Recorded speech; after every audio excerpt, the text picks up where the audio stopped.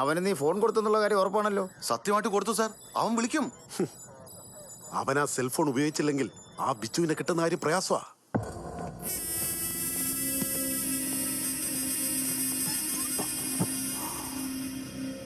രവി ഇപ്പോഴും ജീവനോടുണ്ട്. അവനെ കൊല്ലാതെ ഞാൻ ഇവിടുന്ന് പോവില്ല.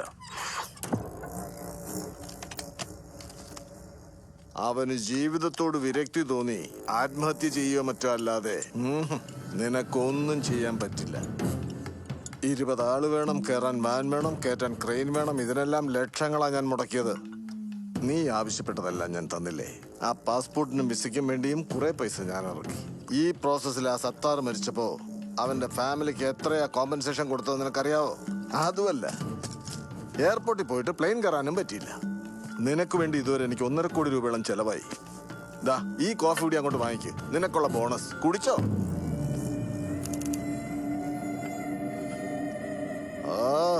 ഈ ബെമ്മ സൈനികളല്ലാതെ വേറൊന്നും ഇല്ലല്ലോ. നിനക്ക് പകരം ആ രവി ഇത് ഏൽപ്പിച്ചിരുന്നെങ്കിൽ ആ ബാങ്ക് മൊത്തം പൊക്കി എന്റെ മുമ്പിൽ കൊണ്ടുവച്ചനെ. 10-25 വയസ്സേ ഉള്ളവന് നിന്നെ അവനിട്ട് നെട്ടോട്ടം ഓടിക്കുന്നു. ചെന്ന് വിത്തൗട്ട് ഷുഗറിൽ ഒരു ചായ കൊണ്ടുവാ. അങ്ങനെങ്കിലും ഒരു ഉപകാരം ഉണ്ടാവട്ടെ.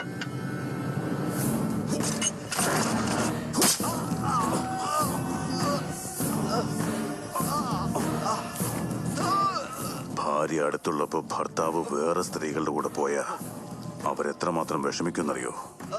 എന്റെ മുമ്പിൽ വെച്ച് അവനെ പുകഴ്ത്തിയ എനിക്കും അതേ ഫീലിംഗാ. ബെബ്ബെ മമ്മമ്മയല്ലേ? ഞങ്ങൾ എന്താ പറഞ്ഞെന്നറിയോ? നിന്നെ കൊല്ലണമെന്ന് തന്നെയാ. ഹാൻഡിക്യാപ്ഡിനെ കമന്റ് ചെയ്യരുത്. തെറ്റാണ്, തെറ്റാണത്. ഇപ്പൊ ഞാനതിന് സോറി പറഞ്ഞിരിക്കുന്ന എന്നെ രക്ഷപ്പെടുത്തടാ, എന്നെ രക്ഷപ്പെടുത്ത. എന്റെ മനസ്സ് വേദനിച്ചതാ. നീ ജീവിച്ചാൽ എനിക്കെന്താ, മരിച്ചാൽ എനിക്കെന്താ? ആ കോടി 1500 കോടി തന്നെ മൊത്തം നിനക്ക് ഞാൻ തരാം. എന്നെ രക്ഷപ്പെടുത്തണ. ആ പണമോ?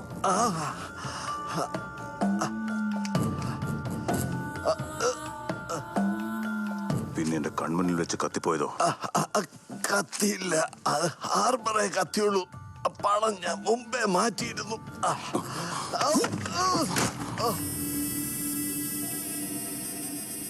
അതെവിടെയാ ഒളിപ്പിച്ചത്? എവിടെയാ? എവിടെയാന്ന്?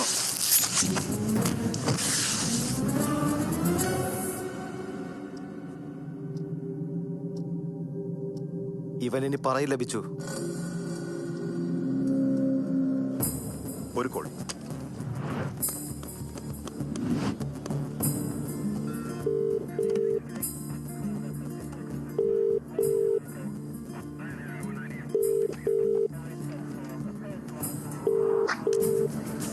അവൻ മൊബൈൽ ഉപയോഗിക്കില്ല എന്ന് എനിക്കറിയായിരുന്നു.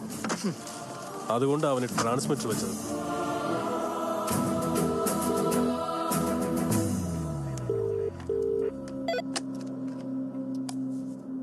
ഞാനാ സാർ, ട്രാവൽ മൂർത്തി. ബെയിൽ കിട്ടില്ല എന്നറിയാവുന്നതുകൊണ്ട് ഞാൻ പുറത്തിയാണ്. ഇവിടെ ആ കുഴപ്പങ്ങളാ. ബിച്ചു രക്ഷപ്പെടുന്ന കാര്യം ബുദ്ധിമുട്ടാണ് സാർ. ആരോടാണ് സംസാരിക്കുന്നതെന്ന് മനസ്സിലാക്കിയിട്ട് സംസാരിക്കും മൂർത്തി. ബിച്ചു അപ്പോ വരദരാജ് സാറോ? അയാൾ ഔട്ട് ഓഫ് കവറേജ് ഏരിയയില്ല. എന്താ? അദ്ദേഹത്തോട് സംസാരിക്കാൻ വേണ്ടി കഷ്ടപ്പെട്ട് ചാടിയതാ ഞാൻ. നിന്നെ അവര് പറഞ്ഞു വിട്ടതല്ലേ? അല്ല സാർ, ഞാനായിട്ട് വന്നതാ. ഡേയ്, നിന്നെ ആരാണോ രക്ഷിച്ചത് അവനോടാ ഇനി സംസാരിക്കുന്നത്. നീ അത് കേട്ടോ. Hi Ravindranarayan, your friend Bichu here. How are you mister me? നിന്നോടൊരു ചെറിയ കഥ പറയാൻ രവി. ചെറുപ്പത്തിൽ എൻ്റെ അച്ഛൻ എന്നും മദ്യപിച്ചിട്ട് വന്ന് എന്നെയും എൻ്റെ അനിയനെയും തല്ലുമായിരുന്നു. എനിക്കത് പ്രശ്നമില്ല. അനിയൻ ചെറിയ കുട്ടിയല്ലേ, അവൻ ഒരുപാട് കരയും. ഒരു ദിവസം രാത്രി ഞങ്ങളുടെ അച്ഛനെ ഏതോ ഒരു കള്ളൻ തലക്കടിച്ചിട്ട് പേഴ്സും എടുത്തുകൊണ്ട് ഓടിപ്പോയി. മുറിവ് വലുതായിരുന്നുകൊണ്ട് അച്ഛൻ മരിച്ചുപോയി. പിന്നീട് എൻ്റെ അനിയൻ ഒരിക്കലും കരഞ്ഞിട്ടില്ല. എന്നാൽ ആർക്കും അറിയാത്തൊരു സത്യമുണ്ട്. എൻ്റെ അനിയന് പോലും അറിയില്ല. ആ കള്ളൻ ഞാനാ.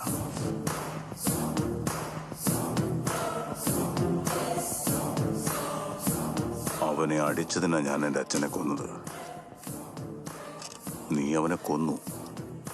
അപ്പൊ നിന്നെ എന്ത് ചെയ്യണം?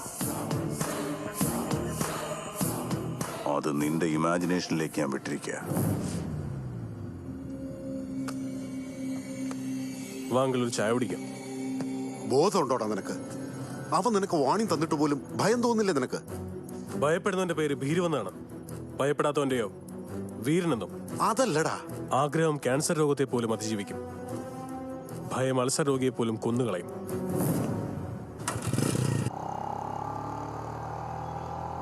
ആ ബിച്ചുവിനെ പിടികൂടാൻ എന്താണ് ഒരു വഴി?